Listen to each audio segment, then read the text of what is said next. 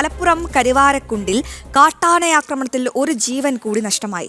Tapping തൊഴിലാളിയായ മാമ്പറ്റ ചിറ്റങ്ങാടൻ ജംഷീറാണ് മരിച്ചത്. ഇന്ന് രാവിലെ 5 മണിയോടെയായിരുന്നു കാട്ടാനയുടെ ആക്രമണം. കരുവാരക്കുണ്ടിലെ ടാപ്പിംഗ് മേഖലയിലായിരുന്നു ദുരന്തം. രാവിലെ ജോലിക്കായി മണലിയം പാളം ഭാഗത്തേക്ക് പോയതായിരുന്നു ജംഷീർ. ഈ സമയത്ത് കാട്ടാനയുടെ ആക്രമണമേറ്റു. ആക്രമണത്തിൽ ജംഷീറിന് കാലിനും നെഞ്ചിനും ഗുരുതരമായി പരിക്കേറ്റു.